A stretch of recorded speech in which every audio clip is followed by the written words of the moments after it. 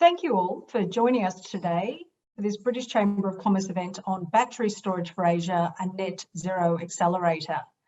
This event is brought to you by the Energy and Utilities Committee and supported by the Sustainability Committee, sitting as part of the Road to Net Zero campaign. My name is Bree Michel and I'm a member of the Chamber's Energy and Utilities Committee and partner with international law firm Ashurst, based in Sydney. Until recently, I was based in Singapore as partner at another international law firm and have spent much of the past 15 years advising on energy and infrastructure projects in the Asia region. We're delighted to have you with us today for this timely discussion on the role of energy storage and battery storage in particular in supporting the region's transition to sustainable energy sources. We have a brilliant panel for you in what I hope is going to be a very lively discussion, including the opportunity to speak with our industry experts in breakout groups at the close of the Q&A discussion. Throughout the Q&A, I welcome you to submit questions for our panel in the chat. And a very big welcome from the Chamber and myself to our panellists. Our panel has a breadth of expertise in energy storage, as leaders in industry, policy and tech incubation. Firstly, welcome to Siobhan Clark. Siobhan is an operating partner at BP Launchpad, investing in and scaling energy companies. She has past experience in sales and strategy roles in startups and big tech. Her expertise lies in finding the value exchange and getting the right things done. We're also joined by Jean-Amand de Brest, Regional Head of Business Development at Engie. Engie is one of the largest independent power producers in the world and leader in energy efficiency services worldwide.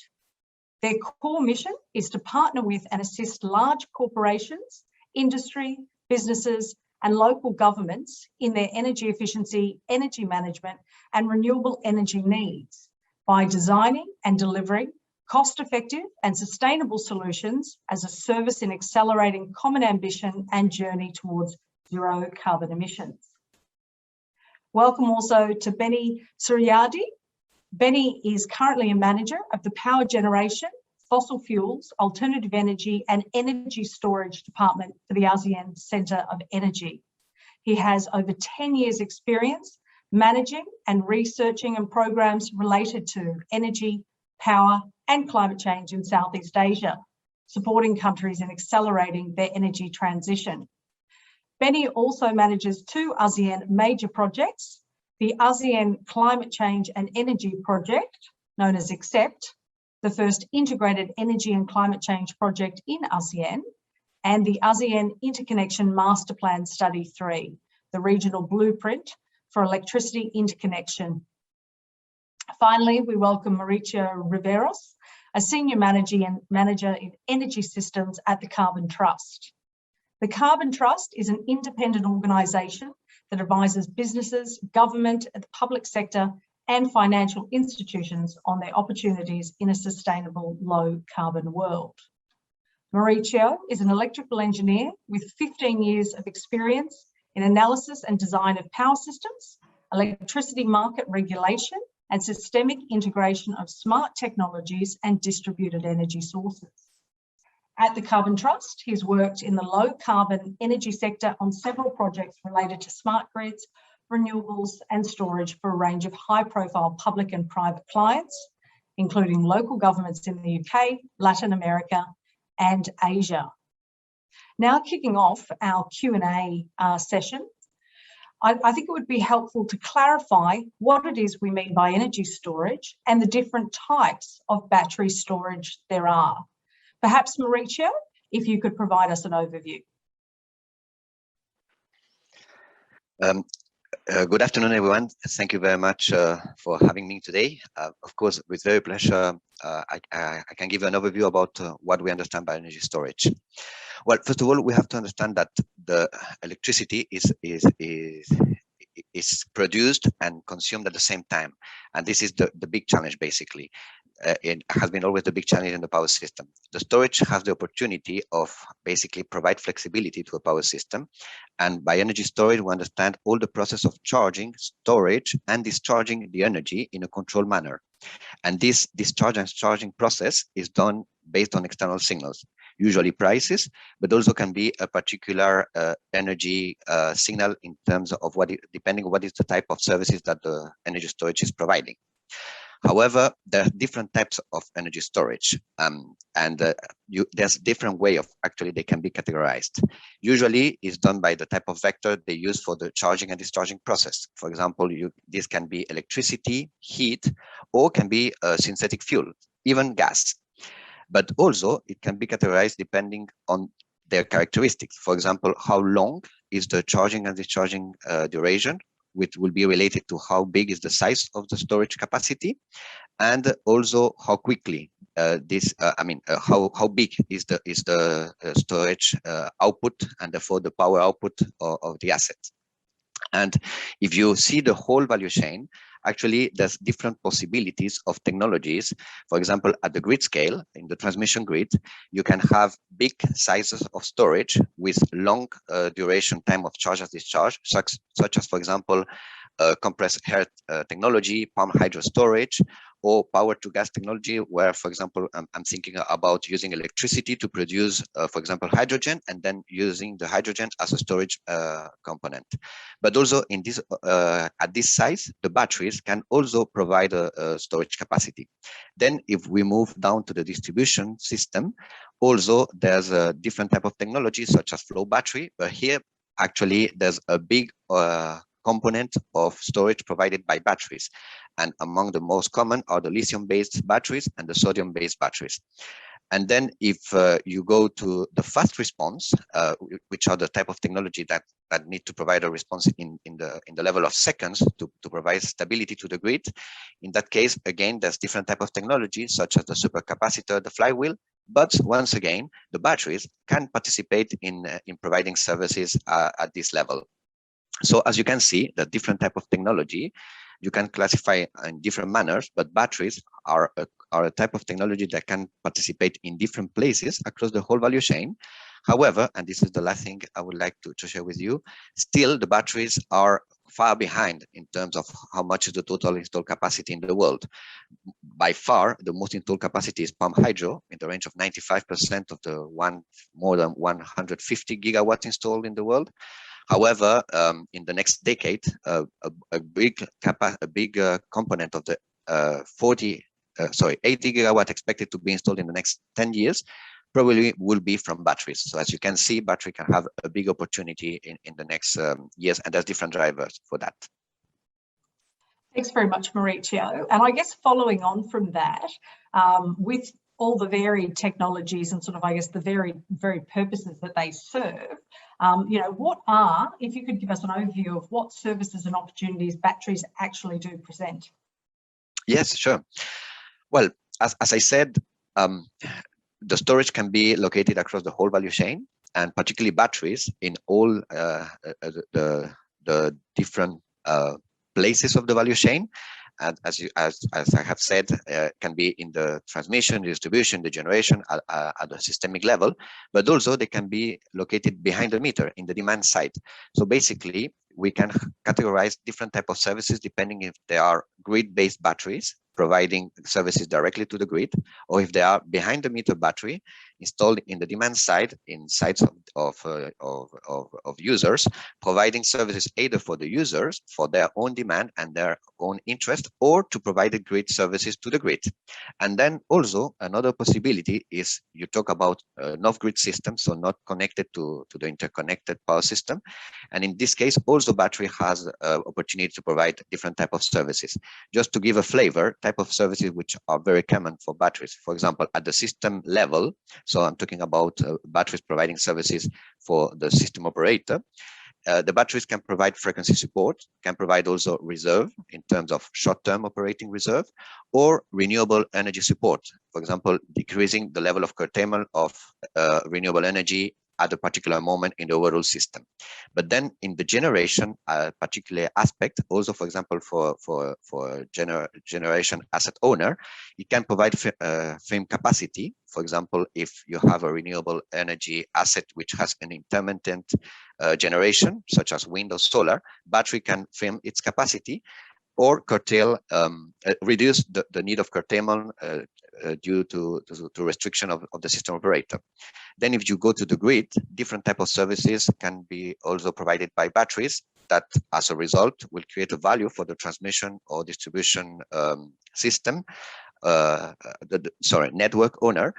And these services will allow basically to defer investment or even avoid needed of investment in case of an increase of demand, and particularly also avoid particular congestion in an area in a grid. And finally, if you go to the demand, as I said, these batteries can provide services for the own purpose and interest of the user, such as, for example, arbitrage on energy and prices, in order to decrease the bill of the users, but also quality of supply if the battery is used to basically increase the quality of the electricity that the user is taking from the grid, or just backup for a particular process. And finally, of course, all those services that I mentioned that could be provided by the system operation or the overall network can be also provided by the user, as I said, behind the meters. And but for that, it's important to have an adequate landscape, a regulatory and policy landscape that allow the users from the demand to participate in providing services to the grid in the form of, for example, ancillary services. Thank you very much, Mauricio. That was fantastic. Now, just focusing in on Asia. So the region obviously includes countries at very different stages of development, with different operating models for their energy systems, disparate policy objectives and stakeholder interests. We have countries further along the path of a transition to renewables, and we have merchant and state-controlled electricity markets. Turning to you, Benny, grateful if you could provide an overview of electricity markets across the region, their progress in incorporating renewables into the energy mix, and the challenges to continue towards net zero and improve energy access. Thank you very much, Bri. So I will start with I believe will be a very good news for us in region. Last year, when the world was scrambling with the COVID-19 pandemic, 10 countries in the Southeast Asia region added cumulatively around 22 gigawatt new installed power capacity. So it's making the total now it become around 285 gigawatt. About 82% of this new capacity in 2020 was renewable. So this is a notable new trend. While the installed fossil fuels capacity and renewable capacity were comparable in the last 5 years, the countries in this region are now looking more toward renewable energy. Vietnam solar power greatly expand. Thailand and the Philippines wind power climb. Laos created the new hydro capacity, not only for its domestic use, but also for region, including the recent one to be supplied to Singapore. Looking to the current power development plan of 10 countries in the region, more than 60% of the new installed capacity for the next 4 or 5 years will be coming from renewable, as part of the regional efforts to achieve the target of 35% renewables in the powers by 2025 in the long run to go towards the net zero. This is an exciting development, I believe. However, we also concerned that if a large amount of variable renewable power plants are being built and deployed into the system in the short time frame without enough preparation in the supporting infrastructure, as Maurice mentioned earlier, be it in transmission grid and storage, it risks causing problem to the whole system. Vietnam, for example, the market cross is also brought a technical issue, a growing overcapacity, overloaded transmission and channel to the striking difference of the electricity supply demand throughout the day, and then fluctuating power of several complete transmission line, especially on the 500 kV in the North Shore transmission line. A sudden uptake of variable renewables with the storage is not dispatched during the flooding system that maximize the hydropower output can also cause further strain to the grid. Natural disaster also factor aside, in the absence of rigid indicator how much storage is needed and grid capacity to balance intermittency in the energy infrastructure, as Maurice mentioned earlier. So the situation is growing very fast, but it's also very important for the country to set the right context and policy. Thank you, Bri. Bri, you're on mute. Thank you for picking that up. And which countries can move faster on energy storage based on existing policy conditions, Benny? Yeah, thank you again, Bri. That frankly speaking, on the specific policy is the only few at this stage in the ASEAN countries, despite the implementation at the technical level. Vietnam was, of course, definitely a starting point to be talked about with the issue that I mentioned earlier. But we also see that other countries is also escalating the progress. I mean, the Singapore SB group with the trial technology to push the energy from the battery of the electric vehicle back to power grid.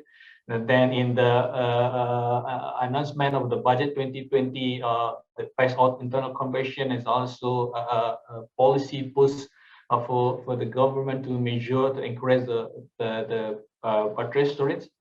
Malaysia is also another example when it's projected to increase from the current around 4,400 megawatt to 10,000 megawatt in the next 15 years on the renewable. And then the policy is being put in place, but highlighting on the solar as the highest potential, so that they will push on the policy to support the battery storage. Cambodia is also a new development that we have, where the new master plan to mitigate the carbon print that we launched by the minister last week. Also a plan to develop utility scale battery storage into the system, and the policy is also being injected to be in place.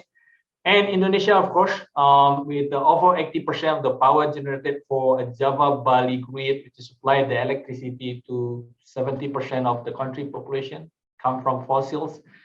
Then a key measure to support Indonesia, the decarbonization agenda in development of the energy storage to enable integration of renewable energy is very much important. And as many of you also heard that very recently, the new battery factory is starting to be constructed, that even though there is also a push for government to put the policy in place so that the country can run faster to deploy the energy storage. I stop here. Thank you, Bri. Thanks very much, Benny. And Mauricio, what role do you see for battery storage and energy storage more broadly playing in the region? Thank you, Bri. Yeah, that's a very good question. I guess actually already Benny mentioned a lot of opportunity for storage and battery, particularly in different countries in the region. But now more thinking about beyond what is happening today and what can happen in the medium long term. I think it's first of all important to mention that several studies have already assessed the big potential for deployment of storage in the region. And among these 80 gigawatt of expected deployment of an installed capacity of storage, which is almost half of the total storage installed so far in the world in the next just 10 years, most of this capacity will be installed in the region, in Asia, in Southeast Asia. And the reason for why this could happen, there are several. First of all, as already explained before, the storage and particularly the batteries are providing flexibility to the grid. And there's a natural need of flexibility in several grids in several countries in the area due to the increase of demand. And basically because the demand is increasing, there's a need of installing more power generation. And some of the current fleets, particularly the coal fleets, are not flexible. So therefore, there's a need of installing new thermal generation to provide flexibility. Well, batteries can provide this flexibility instead of this new thermal generation. But also another driver, of course, is the decarbonization. Due to decarbonization, there's an increased penetration of renewable, which increase the need of flexibility to the grid. And for example, we have been working with the Asian Development Bank to understand what are the opportunities for retired coal fleets in Vietnam, in Philippines and Indonesia, and assessing what are opportunities for basically financial mechanisms that allow to retire those fleets. And a key point is what will be the flexibility in place in the moment of this, when this fleet is retired. Again, the penetration of storage, and particularly battery, will reinforce the flexibility characteristics of the grid, and therefore will allow a smoother penetration of renewable within the grid. And actually, the current plans of penetration of renewable are already considering some of the storage capacity in place. Then another driver is the digitalization of the grid. When the grids are modernized and globally, and particularly in the region, basically there's an opportunity for demand-side flexibility that I was explaining before. So to have storage installed in demand side, in demand user sites, where this storage not only will provide services to the user, but also to the grid. And in this case, for example, is for example, it's highly important to have, as I said before, an adequate regulatory and policy landscape in place, and a type of work that, for example, we have been doing in the region to identify that is in China. We have been working with the Chinese Network Energy Storage Alliance to develop a roadmap for ancillary service market deployment in the country. And finally, another driver as well, as I explained before, is the need of reinforcement of the grid when the demand is increasing. The utilities, instead of considering, the networks operator and owners, instead of just considering the conventional reinforcement of grid, which means installing more transmission lines or more distribution lines and transformer, etc., they can use a non-conventional way of providing this power through storage, such as, for example, batteries. And we have been working in this type of models, understanding how they they have to change their planning and operations process in the UK with several DNOs. And all of that is just when I'm talking about flexibility. But then another opportunity as well for the deployment of batteries in those globally, but also in the countries of the region, of course, is energy access. When you talk here, I'm thinking about integration of, for example, batteries with solar to allow access to electricity in several countries in Africa and South America, but also in Southeast Asia. And then, of course, the last point, and this is one of the biggest drivers decreasing actually the price of the battery, is the use of batteries for electrification of transport, particularly for small and medium-sized vehicles. Actually, all studies forecast that the real possibility to decarbonize the transport for those vehicles, which is the biggest portion of the demand of the road demand transport, is using batteries. So as you can see, there's a lot of potential for battery storage, and different drivers are producing this possibility of deployment of the technologies in the region. Just to finalize, I would like to mention about a type of value that, for example, in the UK, we have assessed that to reach net zero, it would be, of course, highly expensive for the country to reach net zero in the system. But we have assessed a different scenario how this can be reached, and in all this scenario, you can get a saving in the range of 10 to 17 billion pounds per year if you have sufficient flexibility in place, and this flexibility probably will come in 80% from, or more than 80% from batteries, either batteries installed in the grid, providing flexibility and all those services I just mentioned about, or batteries in vehicles connected to the grid, providing services as well. So as you can see, the batteries not only have a big opportunity to be installed with different type of services, creating value for different type of stakeholder, but at the end, it's a savings that is a value that will be shared across the whole system, across the whole value chain. And this example that I mentioned in the UK, we have just did a similar study in another country completely different, such as Colombia, where the saving also will be possible according to the studies in a lower range, because countries such as Colombia has already a big amount of hydro capacity, which is naturally flexible, but still the Colombian system can save more than 1 billion per year if they deploy sufficient demand-side flexibility, mainly from batteries. Sounds great. I'm just going to have to move things along quite quickly. I'm just conscious of how long we've got for the talk, and I'd like to turn to Bert and just find out, as one of the largest energy companies worldwide and very active in Asia, what is it that you're working on in the storage space now? Thank you, Brie.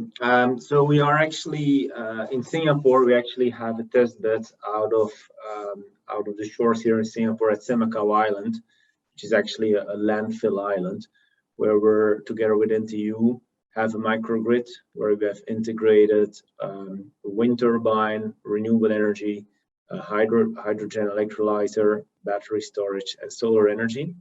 And together with a test bank, we actually tried to test how batteries would operate in an industrial environment. So that leads to many of our corporate customers basically willing to look for what is the next innovative energy solutions. They come to us, they approach us, and we can actually test their load in a microgrid environment. So what we're looking at is while not necessarily price competitive today, we're definitely looking to these corporates that are now openly asking themselves the question, how can I create from my factory a microgrid? Everybody basically knows today that you cannot yet take factories or big operations, to say so, offline, but many are now asking what could I do, or how should I do it to bring them offline. So we now see first movers actually coming to market and asking us to implement these solutions. We've just won in Singapore a contract for a big retailer where actually had solar energy. He had excess solar power, and instead of actually injecting into the grid, he now wants to embed it with a battery. And while he knows that it's not necessarily cost competitive, some of them really do it out of an innovation element, to basically demonstrate to their customers that they're actually working and testing on the next tier technologies. Another segment which we see picking up is universities. These institutions as well have excess or an abundance of power, abundance of buildings, while not necessarily always the load, in particular during holidays. And we see as well that these customers now start to approach us and ask us as well about battery technologies. And what's the broader opportunity for investors and companies like NG across the region in the battery space? No, so clearly the broader opportunity for us, if you would say, first of all, you would go to the countries where typically you would combine solar plus battery. So you automatically think of the countries where there are higher solar radiations. So thinking about the Philippines, Australia. And there we actually see that many of our customers have actually larger rooftop space than load. So it's for these customers in particular that we're bringing forward these solutions. Obviously, from moving away from corporates or energy solutions, there is well a very big potential on the remote islands or let's say construction sites, where they still use diesel gensets actually to power their operations. So it's in that segment that you now see as well that battery storage plus solar energy becomes a viable solution as you actually seek to replace more expensive diesel gensets. But just sort of closing out that, do you feel like some of the other services we've spoken about batteries' ability to provide are still sort of a way off in terms of policy support across the region?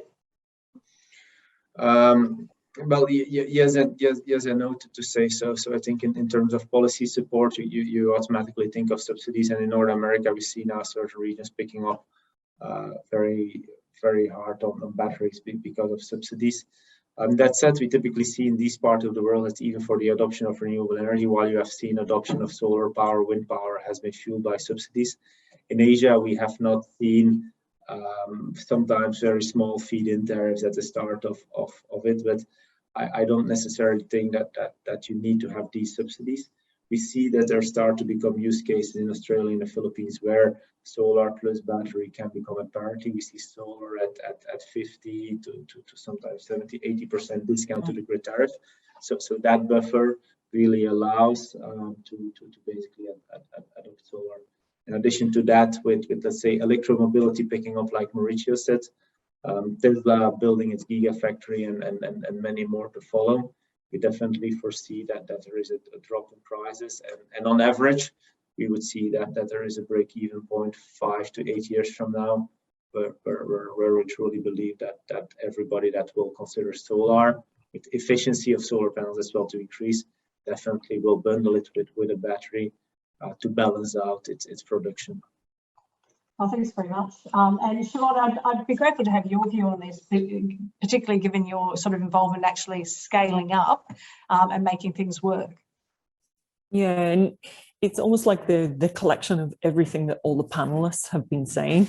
There's this shared vision about what does the world actually kind of look like, and that world is actually going to a distributed, decentralized, flexible energy system, and that is the approach that needs to exist into the future, and where batteries have a very clear role to play in that. Our focus as BP Launchpad is about investing and scaling digital companies that have an ability to address net zero. So we have a fundamental thesis that is around, if we can connect software to large industrial assets, we can attempt to change the way that energy is connected and used within the world. And we do that essentially because there is this move away from molecules to electrons, and this is therefore creating the electron economy for us. And therefore, we're investing in scaling in companies into that space. Apologies, I've got a little bit of background of in the office here of going through. On the electrons, to that point, then, one of our most recent investments as BP Launchpad was in open energy. And open energy, effectively, it connects to distributed assets, to batteries, to other things, and helps to optimize those and enable for flexibility into the grid. And we're pretty excited about that investment in our overall thesis because, as we've talked about before, the growth in batteries, the growth in flexibility, as Bert was saying, the recognition that corporates are wanting to move in this direction to say, how do I do some of this differently? And we see open energy as a core part of being able to support that setup into the future. So I guess in that same vein, and maybe it's a question for you and also for Benny as well, when you talk about electrons and batteries, obviously batteries sort of can store any kind of energy, and if it's a grid-based battery, it can be storing energy that's dispatched from any facility, be, you know, whether it's renewable or sort of fossil fuel. And what play, I don't know, Siobhan, if you've got any sort of thoughts on that as well in terms of how you control that when you are sort of using data and connectivity. And I don't know whether it's obviously sort of important to achieve net zero, but in the mix and where we are now, sort of how important is it to sort of control and know what it is that's being dispatched from these storage facilities? I think it's highly important. And I think it's even more important whenever we start to look at, there's lots of batteries coming on to the grid today, but when we start to get into recycling of those batteries and into second life, actually really understanding the data and the history behind what has that battery done from the pack to the module to any of the individual cells, understanding and optimizing those so that we're actually kind of putting safe batteries into the system for going forward. It's just huge for us. Maybe Benny's got some approach there, but it is part of our thesis of what we're investing in is data that tells us about what is happening to a particular asset that helps us to understand that and puts that decision making in the right places. That's fantastic. I think we're basically time's up. I haven't seen any questions come through in the Q&A session, but obviously we're now sending everyone into breakout groups with our panelists. So you'll have an opportunity that you have at the end of the 15. Please keep your video cameras on during this breakout session. It is a networking session, an opportunity to get to know everyone and share our views on this topic. And we'll be coming back in 15 minutes with a bit of a wrap up from our panelists and to close the session. So hope to see you back in 15 minutes and enjoy the next part of this today's event.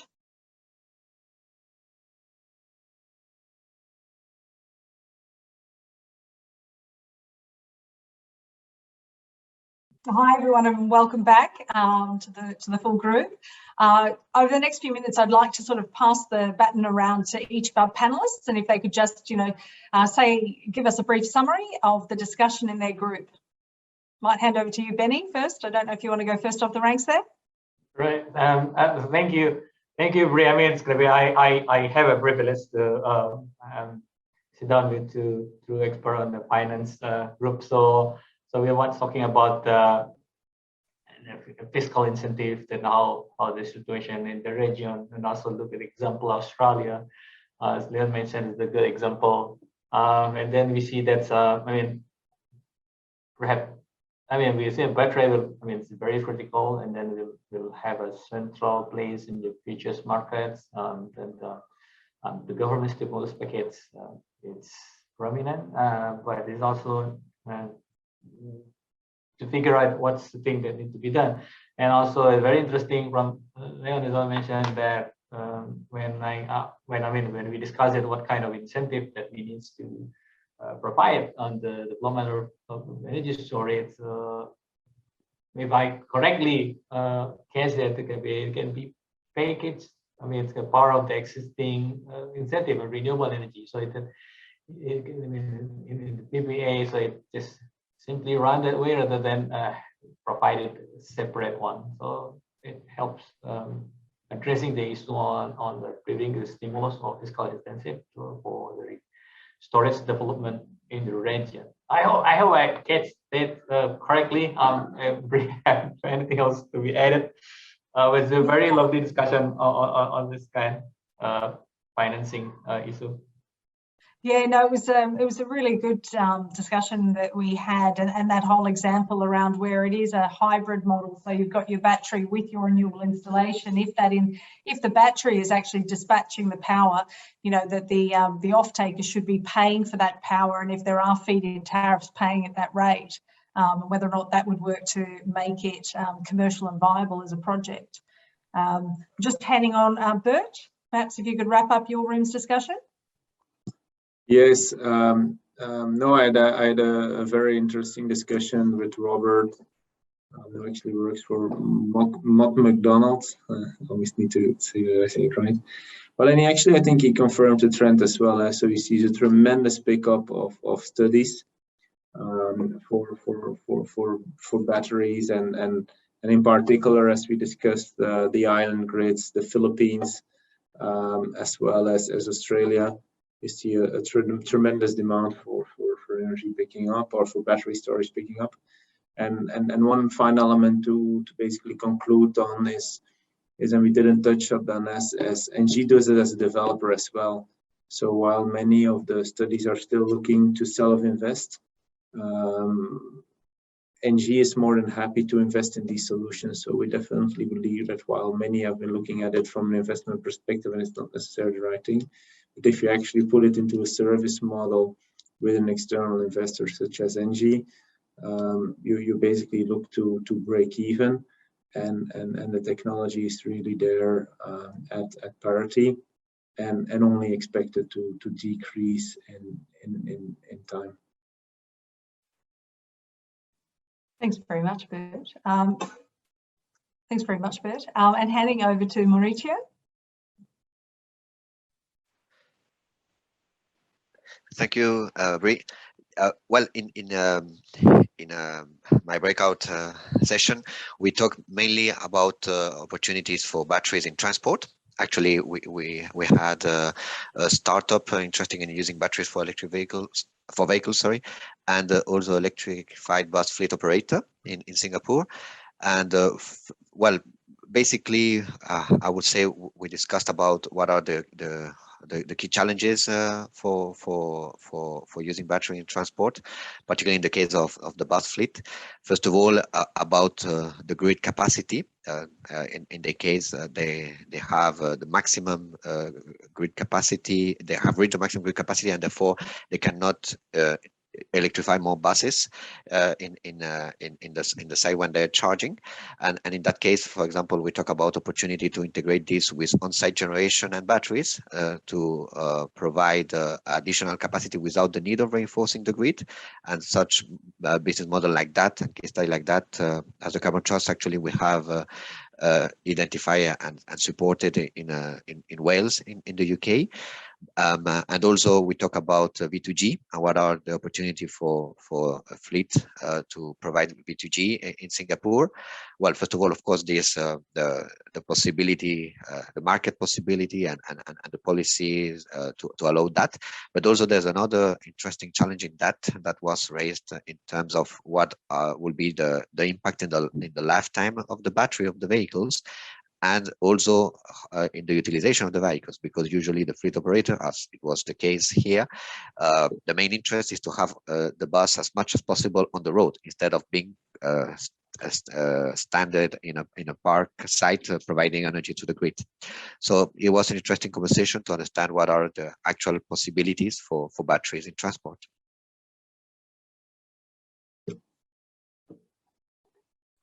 Thanks very much. And to finish, Siobhan? Yeah, we had a really great kind of panel discussion. We covered a couple of things. So the first one was about the ability to move towards anything on net zero requires kind of policy, market, and technology. So those three pillars in order to be able to help us to move there. Some reflections that this was an incredible conversation because from a market standpoint, Benny gave us some really interesting insights across the region about the different types of energy systems and renewable capacity that has been added in. There was some reflection that from Mauricio, you know, the ability to kind of technology could be a bottleneck or a breakthrough. So as we're adding kind of this battery technologies in that introduction, there is challenges ahead of us, but we're at that point, even different challenges from where we are now to what those will be 3 years from now. So it will be this constantly moving approach for us.